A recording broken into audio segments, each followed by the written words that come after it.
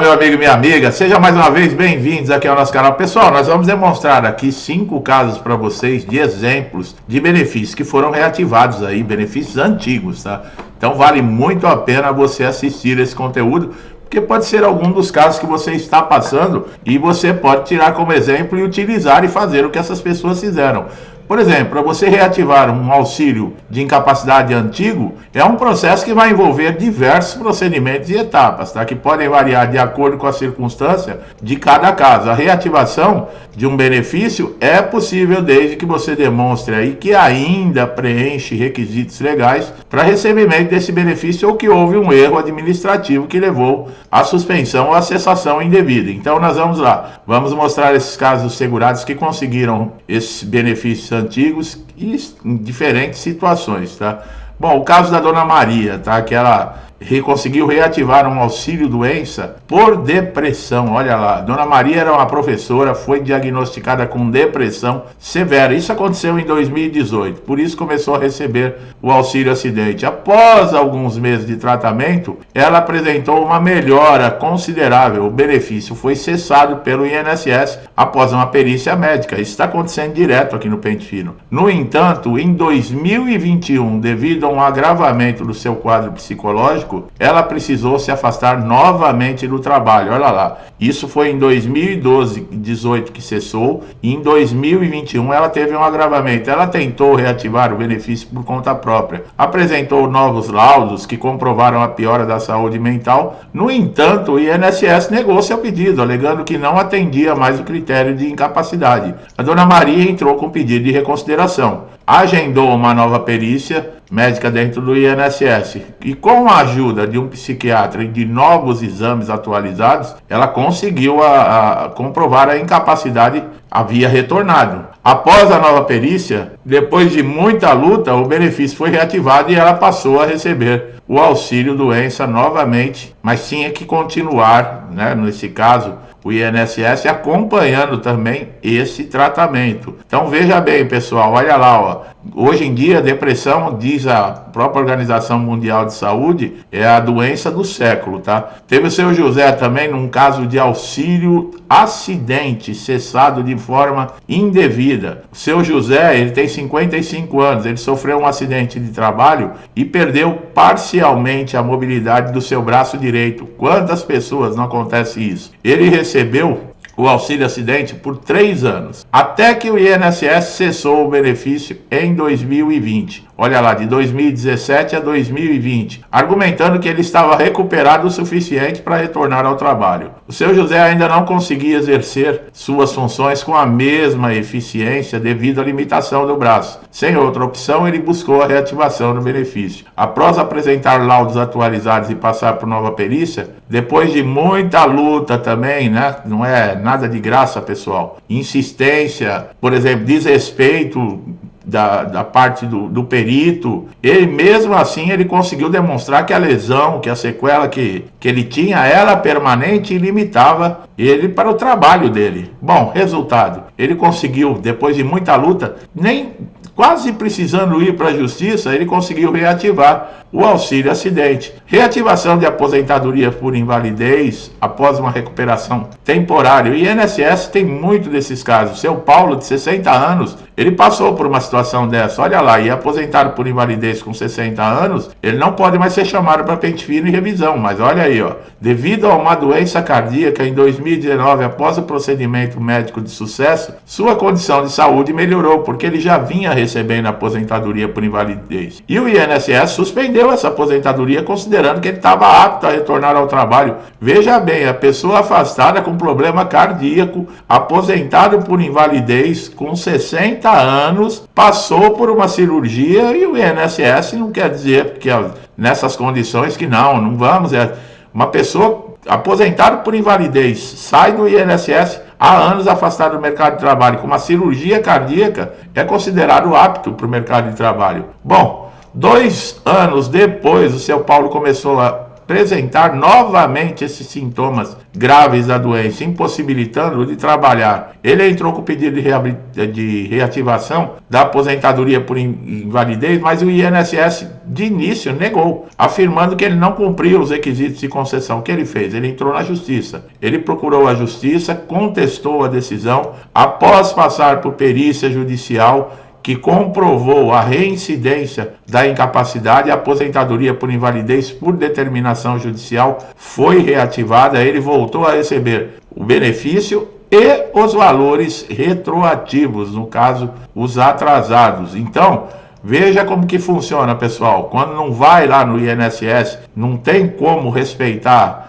os seus direitos, é a justiça. Nós tivemos também esse caso de reativação por não comparecimento na perícia. Olha lá, ó. Uma balconista de 35 anos, Dona Ana, foi diagnosticada com síndrome do túnel de carpo, o que impedia de exercer funções de maneira eficaz. Ela começou a receber o auxílio-doença durante o processo de reavaliação periódica do benefício. Ela não compareceu à perícia agendada por causa de um erro no sistema do INSS.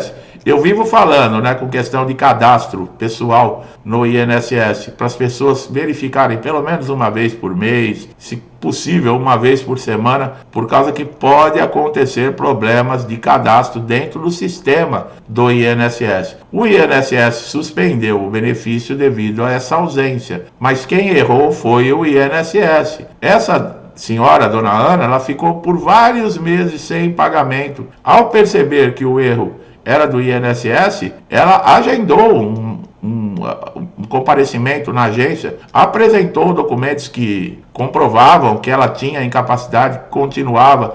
O INSS não quis aceitar de início o pedido de reconsideração, mas ela foi persistente. É aquilo, o INSS tenta te vencer pelo cansaço. Bom, resultado, depois de muita batalha, idas e vindas, ela conseguiu reativar o pagamento e receber o retroativo, tá? Mas ela teve que passar novamente por uma perícia. O auxílio-doença, principalmente em questão de doença degenerativa, pessoal, quando é diagnosticado, por exemplo, uma esclerose múltipla, uma doença degenerativa e progressiva, o auxílio-doença, ele é o benefício que essa pessoa passa a receber. Mas muitas vezes o INSS ele cessa o benefício, alegando que a condição dessa pessoa melhorou, que ela não tem mais necessidade de receber. Aí passa-se alguns anos, volta a crise e esse segurado ele tem que entrar com pedido de reativação no benefício, mas ele tem que apresentar laudos, por exemplo, no caso de, como nós falamos da esclerose múltipla, tem que apresentar laudos de neurologista, exames mais recentes, para demonstrar que a incapacidade persiste. Muitas vezes o próprio INSS pode reconhecer, mas vai te dar canseira. Mas nós vimos casos aqui que você é obrigado a entrar na justiça. Esses exemplos que eu acabei de citar, eles ilustram situações que segurados que enfrentaram realmente esse problema, com cessação aí de benefícios de incapacidade e com documentação bloqueada, em alguns casos tiveram que procurar a justiça, tá? Existem dois tipos principais de auxílios de incapacidade, que é o previdenciário, que é o B31, que é concedido aos segurados que estão incapacitados para o trabalho, que não sofreram acidente ou doença ocupacional. Já o auxílio-doença acidentário, que é o B91, ele é concedido a segurados que se tornarem incapazes devido à sua profissão, um acidente de trabalho, uma doença ocupacional. A reativação desses benefícios de incapacidade pode ser necessária quando ele foi suspenso ou cessado, mas o segurado ainda não se encontra apto a retornar ao mercado de trabalho. Existem vários cenários em que o auxílio ele pode ser interrompido com, por exemplo, uma recuperação parcial da capacidade. O não comparecimento de perícias agendadas, como nós vimos, conclusão equivocadas de incapacidade superada. Os benefícios de incapacidade ele pode ser suspenso ou cessado pelo INSS devido a várias situações. A alta médica, quando a perícia conclui que o segurado está apto a retornar ao trabalho. Essa decisão, no entanto, pode ser contestada especialmente se o segurado ainda apresentar limitações para as atividades profissionais. Para ter direito a qualquer benefício previdenciário, incluindo o auxílio de incapacidade, esse segurado deve manter a qualidade de segurado, vínculo ativo com o INSS, por meio de contribuições regulares, tá? Caso esse vínculo seja interrompido, o segurado pode perder o direito. É aquilo, Você tem que estar contribuindo com o INSS no momento da incapacidade ou estar no período de graça. O não comparecimento em perícias agendadas pelo pelo INSS, pode resultar na cessação do benefício. Isso ocorre porque a perícia é a ferramenta utilizada para monitorar a condição de saúde do segurado e confirmar que ele continua incapacitado para o trabalho. O INSS suspende benefício também, pessoal, por determinação judicial ou razão de decisões administrativas internas, tá? Como processo de pente fino que visa identificar irregularidades e fraudes. Nós estamos vendo aí, passando por uma situação como essa aí. O auxílio-doença está sendo bem rígido, tá? O pente fino. Você que está de auxílio-doença, que tem uma convocação, perícia agendada para o pente fino, presta bastante atenção. A reativação desses benefícios de incapacidade cessados, ele vai depender muito de você cumprir determinados critérios e condições legais. Esses requisitos dependem muito da natureza da incapacidade, do tempo transcorrido de cessação. O principal requisito de reativação é a comprovação que você continua incapaz para exercer qualquer atividade. Essa comprovação é feita através de perícia, documentação. Mesmo que o auxílio tenha sido cessado, o segurado deve manter a qualidade de segurado para a reativação desse benefício. Isso significa que você deve ter continuado contribuindo para o INSS. Em alguns casos, você pode precisar por cumprir um novo período de carência para o benefício ser reativado. No entanto, essas exigências elas não se aplicam no caso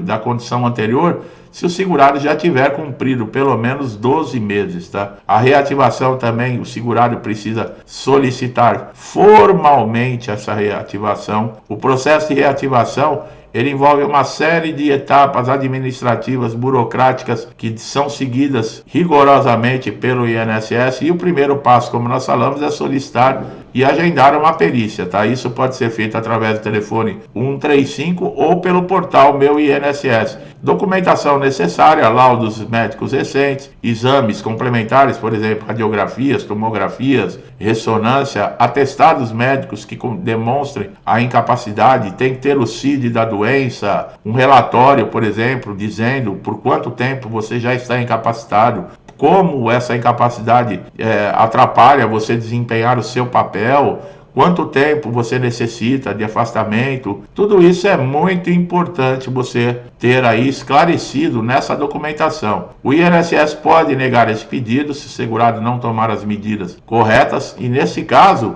o pedido de reconsideração sendo negado, você vai ter que aguardar 30 dias para dar entrada num novo pedido de benefício, tá? É importante na perícia médica, pessoal, principalmente você que vai passar por pente fino, documentação atualizada, tudo. Se você tiver documentos antigos, você pode levar, mas é para comprovarem que você já vem de longe, que já tem um tempo que essa incapacidade está te incomodando, mas o que vai valer de verdade são documentos atualizados. Na perícia judicial é a mesma coisa, tá? Não é porque não tem vínculo com o INSS, é mais tranquilo. Não é, não. E muitas vezes, se o perito judicial ele for especialista na área, ele faz exigências, tá, pessoal? Ele vai ser exigente, porque ele está ali para fazer uma avaliação. Ele não está ali, por exemplo, numa consulta comum. Não. Quando você vai fazer uma consulta com um médico, é uma coisa. É um ambiente mais tranquilo. O ambiente de avaliação, o médico ele não é simpático, ele está ali para te avaliar, ele vai agir com frieza. Então é aquele negócio, você também, a maneira de você se comportar na perícia interfere demais. Não adianta chegar lá no médico, no perito, e ficar contando a sua vida. Problemas,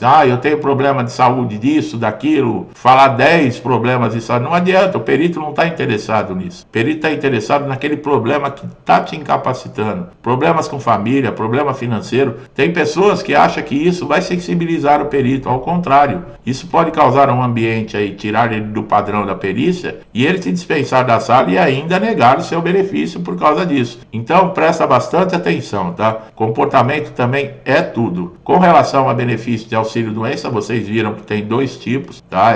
É diferente quando é dentro da empresa, um acidente de trabalho, uma doença ocupacional, você tem todos os seus direitos aí garantidos. Caso isso não ocorra, procure a justiça. Tá bom, meu amigo e minha amiga? Principalmente você que está chegando a primeira vez aqui no canal, aproveite todos os nossos conteúdos, são conteúdos atualizados que é para ajudar, mostrar caminhos, soluções para você que está no INSS. E dificilmente você não vai enfrentar uma hora algum tipo de problema. E nós estamos aqui para te ajudar, tá bom? Gostou do nosso trabalho? Dá um like para fortalecer. Compartilhe esse vídeo com alguém que você conhece, que está no INSS, da família, amigo, vizinho, conhecido. Ou então indique nosso canal, é muito importante. Essas pessoas vão ter bastante aí conhecimento com relação a INSS, tá? Uma dica muito legal também é, se você ainda não é inscrito no canal, se inscreva, ative o sininho de notificação para sempre receber conteúdos atualizados, relevantes, importantes como esse aqui, tá? Mostrando para vocês, como eu falei, soluções, caminhos, esclarecendo e tirando dúvidas, tá? E outra, o YouTube não está entregando vídeo para todo mundo. Então, se você não é inscrito e o sininho não estiver ativo para todas as notificações, pode ser que você perca algum vídeo importante, tá? Meu amigo e minha amiga, muitos comigo desde o início do canal, outros que já me acompanham há anos, meu muito obrigado, que Deus abençoe a vida, a família, a casa de vocês com muita paz, harmonia, prosperidade, abundância, tudo de bom, tá? Tudo que eu desejo para mim e para minha família, eu lhes desejo em dobro. Eu deixo um forte abraço e até os próximos vídeos.